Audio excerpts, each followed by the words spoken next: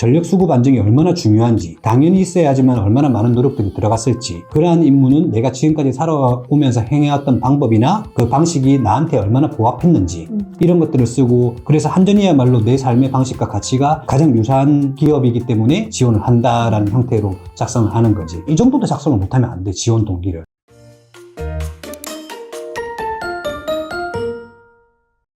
대표님 안녕하세요. 반갑습니다. 네, 오늘은 좀 일찍 업로드가 되었죠. 오늘 영상이 왜일까요? 정말 채용 네. 시장이 점점 얼어붙고 있는데 드디어 반가운 대규모 공채 소식이 들려왔습니다. 이것도 놓칠 수 없죠. 지원자들이 정말 많이 지원을 한다는 한전, 네, 한국전력공사 네. 이번 2025년도에 상반기 대졸 수준 신입사원 공채를 시작한다고 합니다. 뿐만 아니라 인턴도 엄청 많이 뽑는데요. 무려 정규직이 700명 그리고 인턴이 900명을 뽑는다고 합니다. 와, 진짜 많이 뽑네요. 맞아요. 정말 진짜 보기 드문데 우리 취준생분들이 이 분야의 전문가이신 대표님의 해설이 필요할 것 같아서 이번 주제로 선정을 해보았습니다. 우선 대졸 수준 공채 입사 지원이 3월 11일부터 시작이 되었는데요. 한번 채용 공고문 보면서 하나씩 해부해보시죠.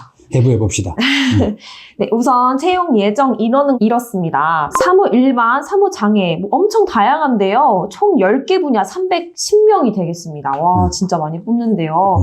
채용 수준의 4직급, 대학 졸업 수준이라고 되어 있잖아요. 그리고 학력 관계없이 지원이 가능하다고 되어 있는데 고등학교, 전문대학, 4년제 대학, 휴학, 중퇴자도 지원이 가능하다고 되어 있어요. 이런 건 공공기관 학력 철폐 때문인 거죠? 근데 이렇게 믿을 수가 있는 거예요? 믿을 수 있는 건 맞아. 그리고 이론적으로도 가능해. 이론적으로 가능하다는 말은 평가 내용이나 방법에 따라 지원이 어려울 수도 있다는 걸까요? 지원은 어려운 건 아니라는 말인 거고 합격이 어려울 수는 있는 거지. 어떤 평가 기준이나 어떤 평가 방법에 따라 지원은 다 가능한 거고 그 능력이 다 해당돼야만 합격이 되는 건데, 아무래도 학력과 관련돼서 유리한 학력이 있을 수도 있는 거고 아니면 좀 부족할 수도 있고 그런 거지. 네, 그럼 중요한 이야기는 이후에 하고 또 공고문 보면서 하나씩 한번 풀어보겠습니다. 근무지는 본인 희망 및 회사 인력, 운영 여건을 고려해서 해당 권력 내 근무지 배치 가능하다고 되어 있고 한전의 경우는 뭐 전국에 두루두루 있습니다. 다음은 지원 자격인데요. 연령 제한 없음. 병력은 병력법 제76조에서 정한 병역 의무 불이행 사실이 없는 자라고 되어 있는데 이건 무슨 뜻이에요? 공무원 임용에 관련된 법률인데 이 병력 의무 불이행자에 대한 이제 제재 내용인 거지. 그러니까 이게 대부분은 적용되지는 않을 거야. 근데 이제 신체 검사를 계속 기피하고 도망다니고 징집 소집을 기피하고 있는 사람, 복무 이탈자 등등이 해당되거든. 이런 사람이라면 임용 및 채용을 할 수가 없다라는 규정인 거지, 공무원에서는. 이게 사실로 밝혀진 경우에는 해직해야 된다는 내용이야. 군대 가는 것도 좀 억울한데 이런 제재까지 있는 줄은 몰랐네요. 근데 대부분 해당되지는 않습니다. 네. 외국어는 토익 700점 이상이네요. 기타로 1어 중국어도 인정이 된다고 하는데 영어 점수와 1어 중국어는 점수 체계가 좀 다르잖아요. 이건 어떻게 심사가 되는 거예요? 이건 부침 2, 채용 공고에 보면 부침 2라고 있거든. 거기 보면 어학 환산 기준이 있어. 여기 보면 자기가 탭스 성적만 가지고 있는 거지. 근데 토익 700점 이상이라고 하니까 자기 나 토익 700점 없는데 이렇게 생각할 거 아니야. 근데 예를 들어서 탭스 성적이 265점이야. 그러면 거기 환산 기준표에 따르면 토익 700점에 해당된다는 기준이 있는 거지. 그러면 탭스 265점 가지고도 이제 지원 자격이 된다라는 말인 거야. 그리고 토익 스피킹 IM3 등급은 토익 기준으로 773.5점을 준다는 의미인 거고, HSK 6급 180점이면 토익 901점이라는 환산 기준을 가지고 있는 거지. 그래서 토익뿐만이 아니라 어떤 어학이든 하나만 충족되면 지원이 가능하다는 걸 보면 돼. 정확히 이해했습니다. 서로 간 대등하게 환산 기준이 있고 그 기준에 충족되면 지원이 가능하다는 말씀이신 거죠. 맞습니다. 네. 자, 그 다음에는 신규 채용자의 결격 사유가 없는 자. 이거는 부침 3에 있는 내용이 많네요. 이거 다 읽지 못하겠고 한전을 지원하신다면 꼭 해당 여부를 체크해 주시면 좋을 것 같아요. 맞습니다. 접수 기간이 좀 너무 짧은데요. 3월 네. 11일부터 3월 14일 금요일까지예요. 이거 너무 짧은 거 아닌가요? 이게 법률적으로는 채용 공고를 15일, 16일 그렇게 하라고 되어 있는 거고, 지금 공고는 오픈이 되어 있어. 이제 접수를 이제 11일부터 14일까지 받는다는 거고, 그래도 좀 짧은 감이 좀 있지. 보통 이제 뭐 7일 7일 하는 경우도 있는데, 지금 아마 관심이 많고 하니까 준비할 시간을 조금 미리 열어놓고 그냥 접수를 그 기간 내에 끝내겠다는 그런 의미가 있는 것 같아. 그래서 이 영상을 우리가 매주 수요일 날 나가는데 화요일부터 접수니까 지금 이제 오늘 나가는 거지. 많은 참고가 되셨으면 좋겠네요. 네. 자, 중요한 채용 절차 및 일정을 한번 보겠습니다. 첫 번째 1차 전형은 평가 기준이 외국어 성적이랑 자격증 100점으로 나눠지고 합격 배수가 있네요. 이건 어떻게 이해하면 될까요? 이 부분이 서류 합격 당락을 좌우하는 부분으로 볼 것 같아. 토익 700점이 넘었다고 합격이 되기 어렵다라는 말이랑 비슷한 거야. 그러니까 토익 700점은 자격 요건이 되는 거고, 여기서 보면은 어학이 100점 돼 있고 자격증은 사무 20, 기술 40 이렇게 돼 있잖아. 그러면 어학이 100점이 어떻게 만들어지는 거지? 이렇게 생각을 해볼 수 있지. 그랬을 경우에는 우리가 토익 점수가 만점이 몇 점이야? 990점. 그럼 그걸 100점으로 환산한다는 거지. 그러면 980점이면 뭐 98점 이런 식으로 된다는 거야. 그러면 700점이 넘었다고 하더라도 여기에서 합격이 되는 것보다 토익 점수 아니면 뭐 일본어 점수, 중국어 점수도 상위권에 있어야만 그 100점에 가까운 점수를 받을 수 있다라는 거야. 그리고 밑에 있는 사무 20점짜리 그 자격증, 기술 40점짜리 자격증 같은 경우에는 거기 배점표에 나와 있거든. 그러면 거기 있는 것들이 다 해당이 돼야만 120점, 140점 이렇게 점수를 먹을 수가 있다는 거지. 결국 어학 점수가 높은 사람, 자격증 많이 딴 사람이 필기 전형으로 올라가는 구조인 거네요. 그렇지. 그러니까 지원이 가능하냐와 합격이 가능하냐는 완전 다른 문제지. 근데 대신 변호사라든지 변리사, 공인노무사, 회계사, 세무사, AICPA 기술사, 건축사 이런 이제 고급 자격증들이 있어. 이런 자격증 보유자라면 서류 전형이 면제가 돼. 왜냐면 그 정도의 기술력을 앞단에서 거의 다 평가가 됐다라고 보기 때문에 면접을 바로 넘어가는 경우를 보면 될 거고, 그 다음에 법정 우대와 기타 우대가 있는데 해당자의 경우 서류 전형이 면제되거나 가점을 받는 제도가 잘 되어 있단 말이지. 그래서 그 부침 7에 보면은 그 우대에 대한 내가 우대가 되는지 안 되는지 잘 살펴보는 게 좋을 것 같아. 서류 전형이 면제라니까? 서류 전형에서 제일 많이 떨어지는데 서류 전형이 면제야. 대박이지? 그래서 자격증 가점이 사무 20점, 40점이 나오는군요. 두 개만 인정된다는데 10점짜리로 어떻게 40점이 만들어질까 생각했었거든요. 맞아. 이게 잘 이해한 거야. 이게 심사 기준이 공개되지는 않지만 지금 채용 공고만 봐도 이제 이렇게 유출을 할 수가 있어. 왜냐면 고급 자격증이 20점이고 그 다음에 기사 자격증이 10점이고 이렇게 해서 40점이 만들어지는 거지. 근데 그럼 자기소개서 평가는 없는 건가요? 지금 현재 내용으로 보면 어학 100점, 자격증 20점, 40점 이렇게 나와 있는 거잖아. 근데 자기소개서라는 말이 안 들어가 있잖아. 그래서 자기소개서 작성은 하는데 평가는 하지 않을 가능성이 있지 않을까 생각이 들어.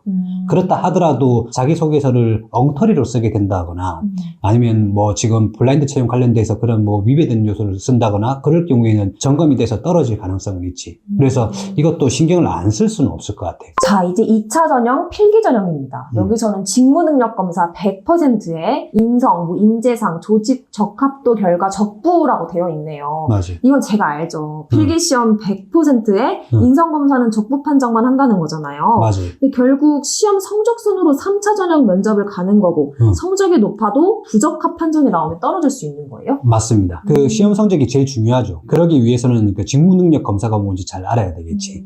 여기에서 직무능력 검사라는 거는 사무직은 NCS 50문항, 기술직은 NCS 40문항에다가 자기 전공 분야 관련된 15문항으로 되어 있어.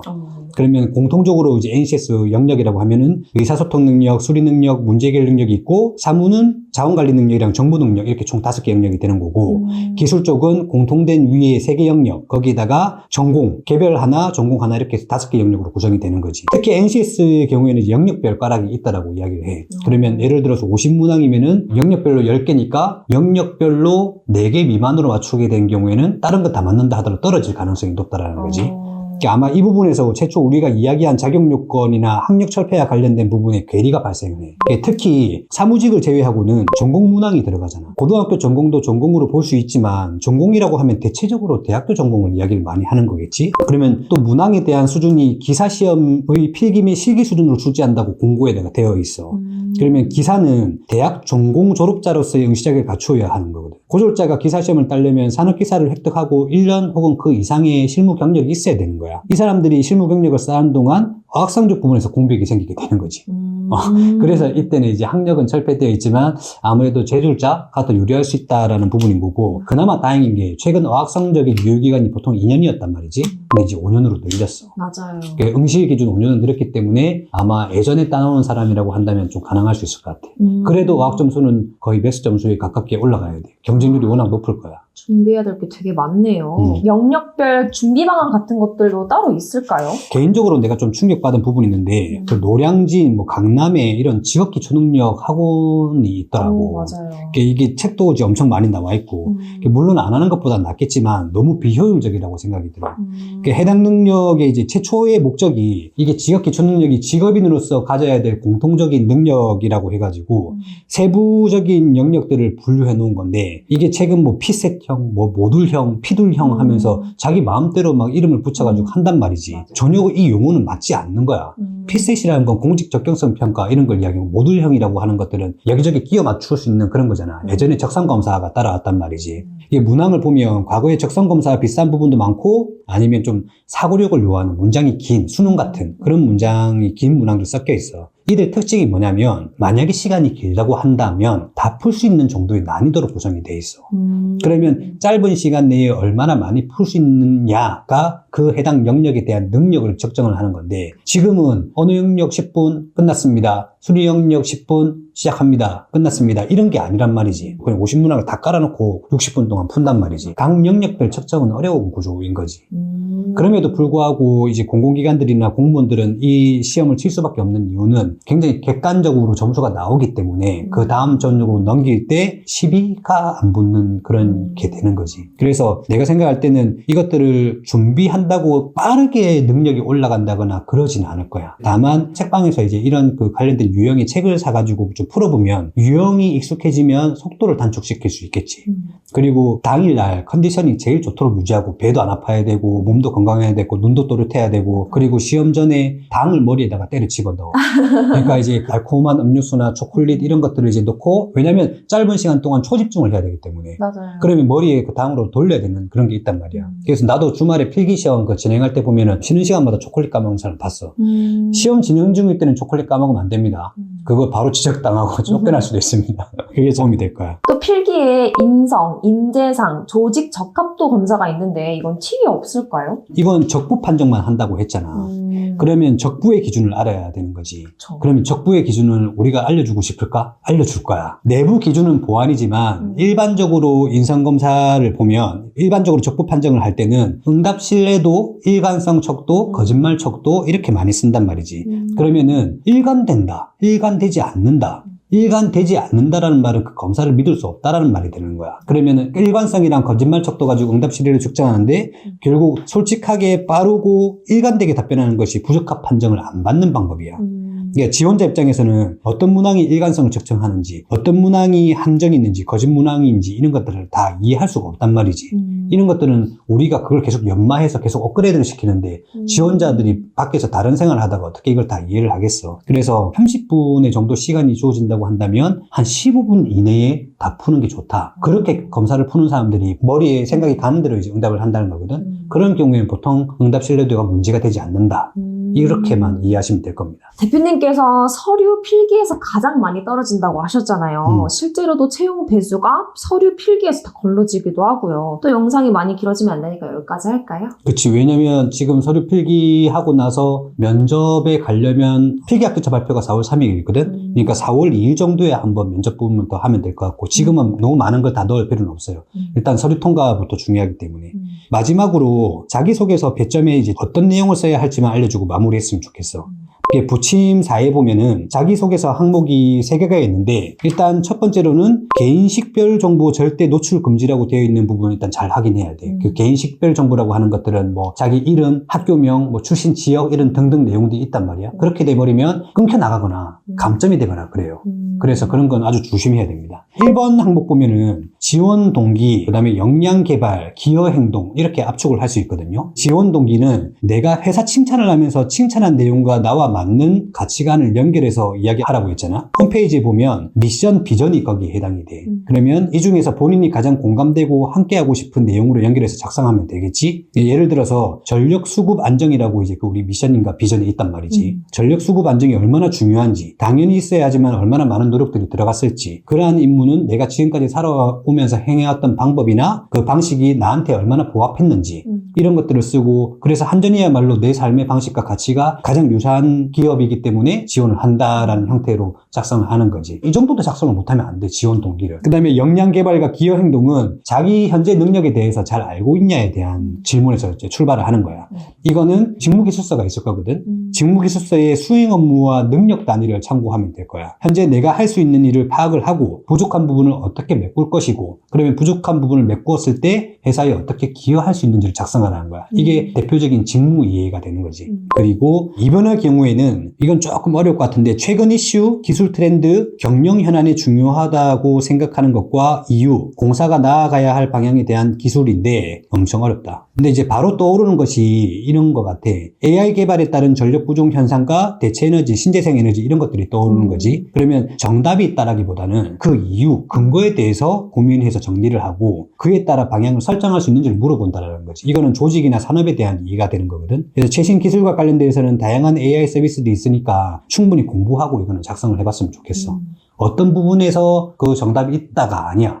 자기가 생각했던 근거가 합리적이고 논리적이고 방향성이 명확히 나온다고 한다면은 충분히 좋은 점수를 받을 수 있고, 면접에서도 그와 관련된 그런 질문들, 그런 것들을 깊이 있게 평가받을 수가 있어요. 그리고 3번의 경우에는 핵심 가치 중 중요하다고 생각하는 가치 한 가지를 선택하고 본인의 경험에서 그 가치를 실현하기 위한 행동 경험에 대해 작성해달라는 거야. 이거 늘 이야기하는 건데, 어떤 상황에서 그 가치를 지키기 위해 어떤 고민을 하고 어떤 노력을 했는지 작성해주면 돼. 구체적인 사례를 이제 작성하라고 하니까 이런 거를 작성할 때는 구체적인 구조화된 이라고 이야기하거든. 그러면 스타 기법을 참고하면 되는데, 자기가 처했던 상황과 그 다음에 자기가 해야 될 일, 아니면 목표, 아니면 그 상황에서 발생한 문제점, 그 상황에서 본인이 느낀 점, 이런 것들을 정리를 한 다음에 그 이후에 그래서 나는 이러한 행동을 했고 결과를 했다. 그래서 STAR, 태스크, 액션, 리저트 이런 식으로 가는 거야. 결국에는 상황, 과제, 일, 목표, 문제점 등등, 그리고 그에 따른 행동, 결과 이런 식의 흐름이라는 거지. 좋아요, 구독, 알림 설정까지. 이해가 안 되면 우리 그 영상에 자기소개서 작성하는 거 영상 하나 올린 거 있거든. 그거 참고하면 될 것 같아. 네, 지금까지 한전 공채 관련 소식을 정리해봤는데요. 진짜 많은 정보를 알려드리려고 노력했습니다. 그래도 혹시 궁금한 정보들이 있다면 댓글을 통해 질문 부탁드립니다. 여기서 마칩시다. 안녕. 우리 다음에 면접에서 또 봐요.